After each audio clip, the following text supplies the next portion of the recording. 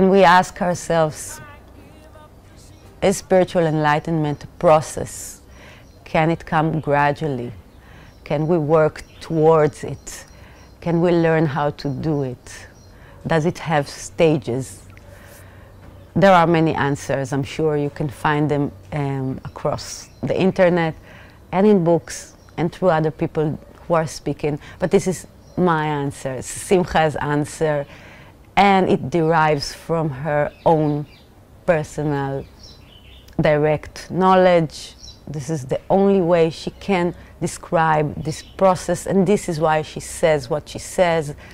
And you are, as always, free to draw your own conclusions and to walk your own way. So Simcha came to this awareness, to this self-realization, to this spiritual enlightenment, not by a process practicing or learning about it. It happened very suddenly, unexpectedly, naturally, and it took no time or preparation at all. It was not a gradual thing. So this is the first thing that can be said about, that Simcha can say about spiritual enlightenment. No, it cannot come gradually. And I know that it defies many traditions and many opinions, but this is what she knows, this is what happens. So this is the only thing she can say, and not because it happened, but because of the nature of what has happened. I don't say that it is not a gradual thing because it didn't happen to Simcha through a gradual process. I'm saying that because the nature of this state experience cannot be gradual. Imagine the most dramatic thing you can ever imagine happening to your brain. Imagine that there is a lab somewhere that takes your brain out of your head and just erases every line in it and rearranges everything in it, so it loses the shape of the brain itself. It becomes something other than the brain. There is no brain. Can you imagine something so radical happening to a person, to someone? This is what spiritual enlightenment is, the total erasement of everything the mind knew. The brain acted in a certain way and it can't act in that way anymore. All the actions, everything is deleted, erased and replaced. It is such dramatic procedure.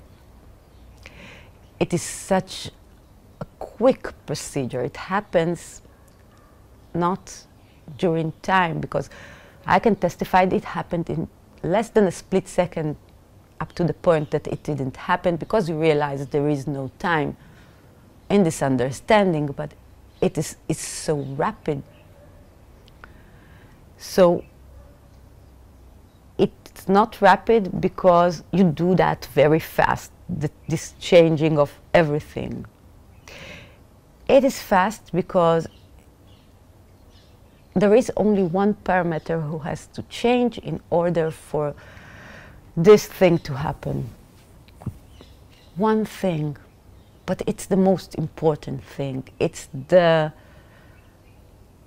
actual seeing of what is, knowing what is, what you are. And when you realize this one thing, endless conclusions appear simultaneously because they are so logical. This is, if this is the premise, this is the basic assumption of what this thing is, then, like in mathematics, I'm not very strong in mathematics, but it's like an equation that we put all the factors wrong. And when you put the right factor in the equation is so different. Everything in the equation changes and makes sense, because before the shift, before self-realization, before spiritual awakening, the man, the woman is in a, they know, humanity knows that something is missing, that something doesn't add up. It's not, there is a constant seeking of what the hell is happening around us, because we don't understand something is not logical. And it's everywhere. It's in our relationships, it's in the world around us, all the injustice we see around us, all our ambitions, all our fears, everything doesn't add up. We don't understand why it happens, because the equation is wrong. The basic factor that is missing, like an X, we put there something that is wrong. So all the conclusions are wrong, so all our lives is a great big misunderstanding after a misunderstanding that derives from this basic mistake. And moment of self-realization is the moment when you put the right factor in this equation, and everything suddenly is so clear. And this is why I say spiritual enlightenment is not a gradual process, because it's like, if we take the equation metaphor, it's like trying to put a number or a factor inside this equation and see what happens, unless you use the exact factor for this equation. I hope the word is factor, I don't know. If you don't do that, you can't be close to this factor, or near this factor, or similar to this factor. It has to be the exact one thing that is correct. You cannot solve this equation unless you'll be very accurate. And a gradual process means trying, advancing to some kind of place. So you can see that you are advancing somewhere and you're trying somehow, and you're hovering above this equation, and you see it and you try to solve it. But you cannot gradually solve something. Either it's solved or it's not. And this state is so decisive, so permanent, so radical. It cannot play with concepts and thoughts, and maybe it's like this, and oh, I feel better now, so this must be that I am advancing in my quest. Now I can see things.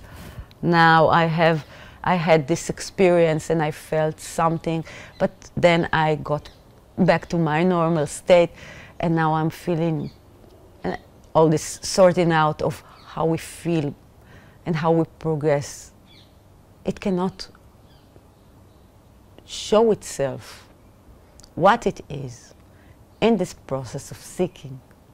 The process of seeking, of advancing, of growing, is not related to this specific moment when the equation is solved.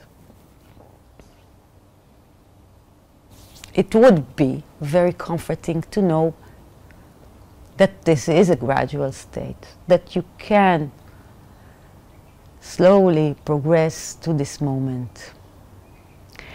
And in some way, when you are seeker and you are honest, you are progressing.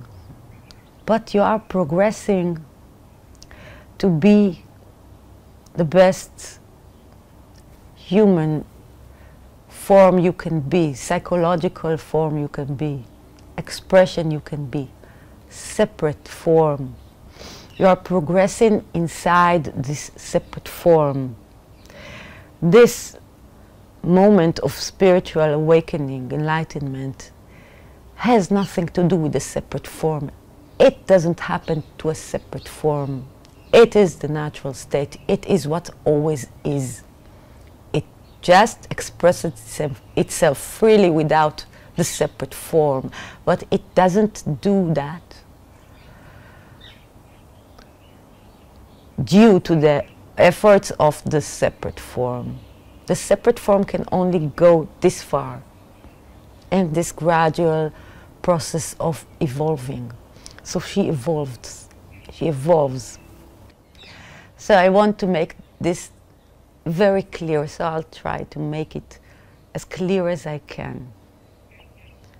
There are like two things, different things, separate form and the spiritual enlightenment awakening state.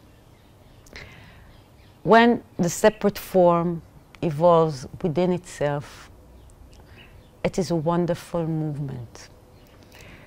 I hope she betters herself as a person. She becomes more compassionate, more understanding.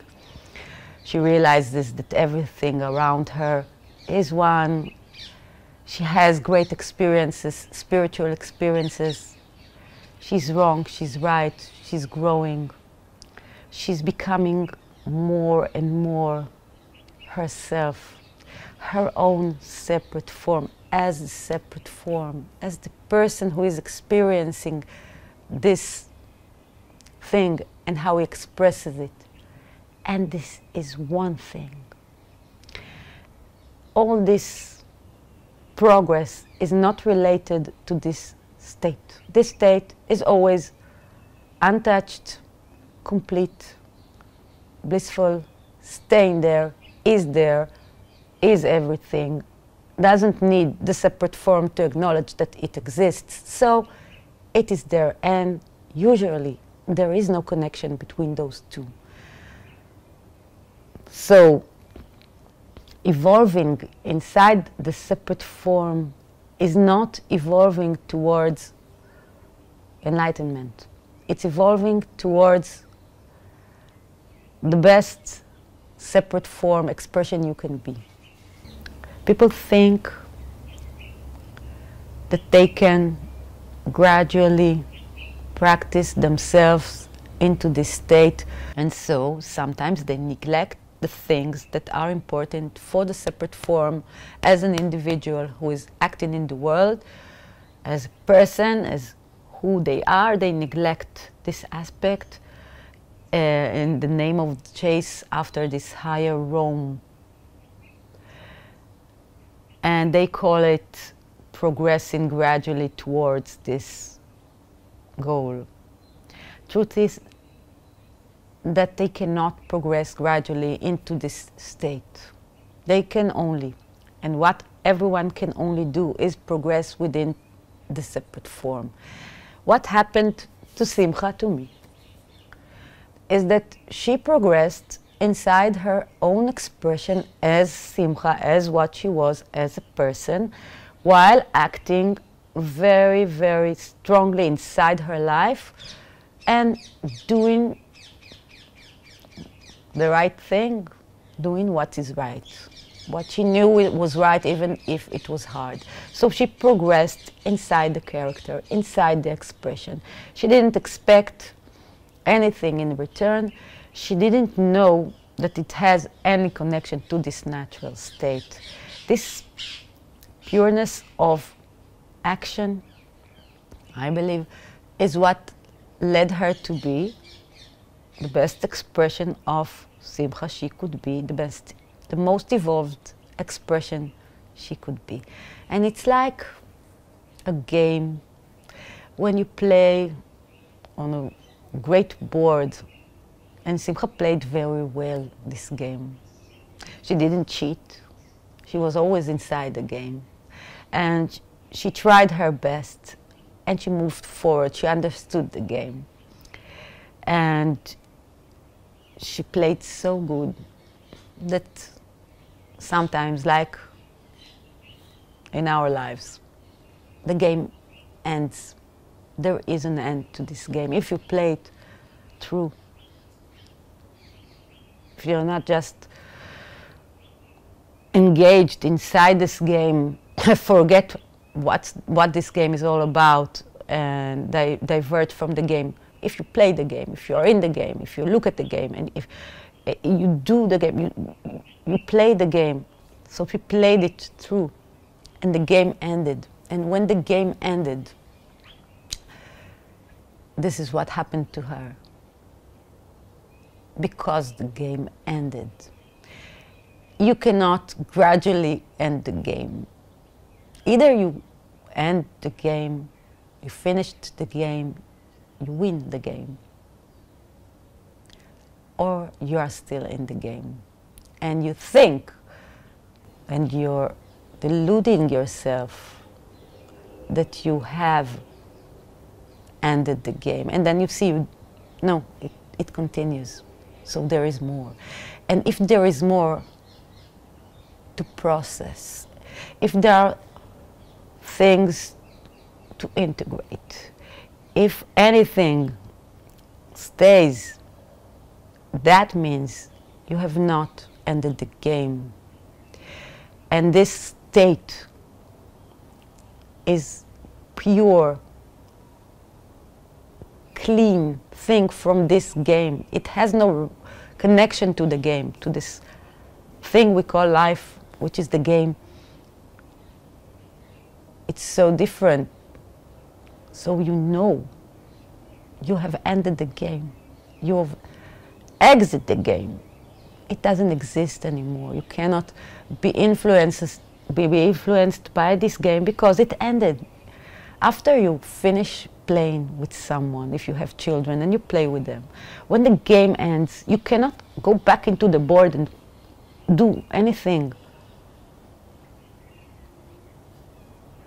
It has ended. You know that.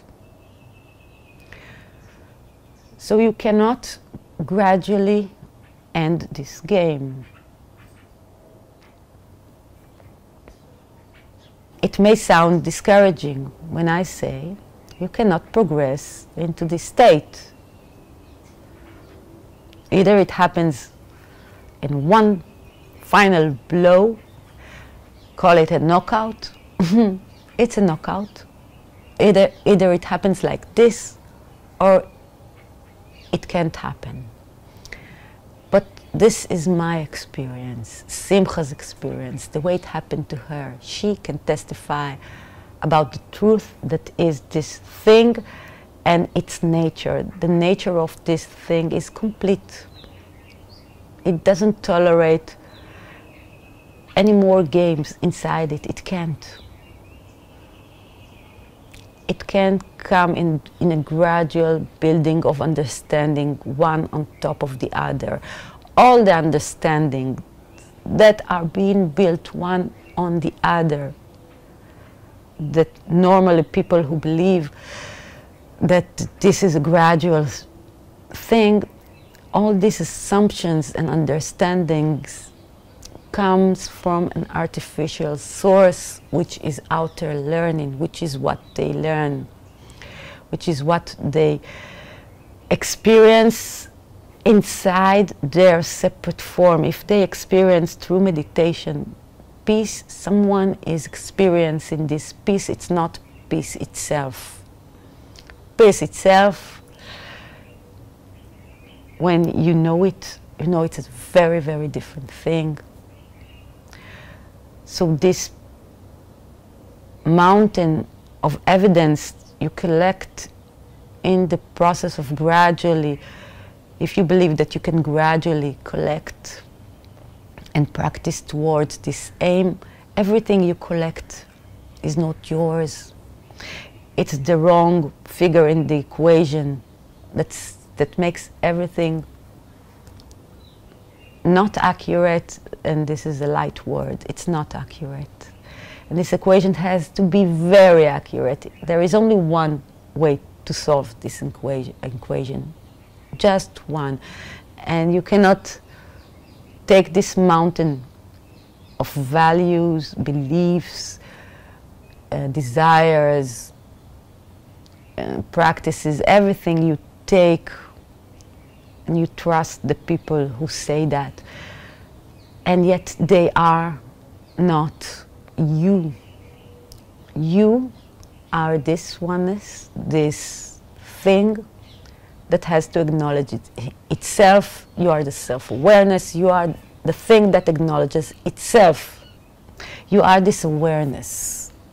So it is wonderful to look and to try to reach this place and to see what kind of adventures and people you meet and ideas you are exposed to. Beautiful poems, charismatic speakers. But you have to know that everything that is being said, including these words, are not yours, are not the thing that is speaking through you.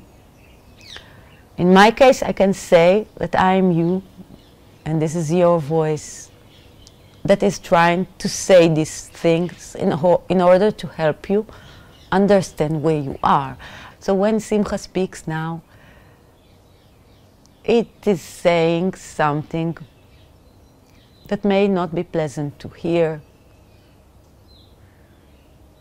but you should hear it inside all the things you hear when you look.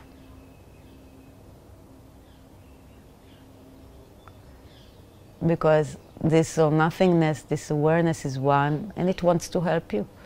It wants to help you find yourself in a very clean kind of way, in a very honest kind of way, through yourself. And she will always point back to you. She will always say, never mind what anyone else is saying, never mind what you learned. Leave it. Look at your life, see, and honestly, if you believe that you are gradually coming to this place, see if it's not that you are gradually becoming a better person. Which is better? Which is ultimately the thing that will liberate you. Because becoming the best version of yourself, the best expression you can be, exploiting all your talents and giving it to the world,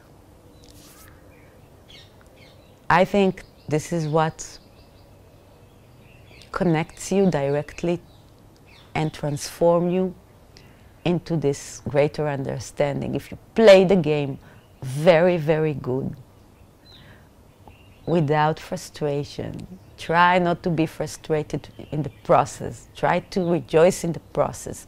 Take everything you know about this game and use it to lightly play, to willingly play this game all the time, not expecting any results, just playing the game. You want to end the game, but as you know, you cannot force a game to end. You cannot. It can get complicated inside the game when you try to force it, when you make mistakes, when you're too anxious. The only thing you can do is look at the game, play fair, and end it in the most beautiful way you can. When you end this game, which is called an expression, the separate forms expression, aka life, then you realize you were never this separate form, you were never life itself, you were always this thing, and it has no connection to the game, and you cannot play again. So I say this moment of spiritual awakening ends the game, and yet still Simcha is sitting on this thing and talking to a camera, talking to you, and living in her house with her children and her husband, so you can ask. So she continues to play the game.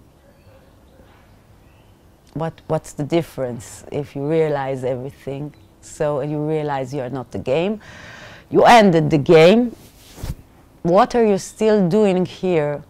What are you? And I can say, it's like when you end the game, you sit with your children and you ended the game. You can leave now and go and cook something or do something else, and they can continue and playing the game. But you see that the little figure inside the game can look like she's still playing. And this is such a wonderful game that if Simcha will leave this little pawn inside this game, the shape of the pawn, she can help anyone to finish the game. And it will have no effect on her because she already finished the game, so it doesn't matter. She doesn't have to calculate her moves because she's already done with the game. So she can be free from the game and yet stay in the game as this little pawn and make moves for others so they can progress in the game, so they can change the game.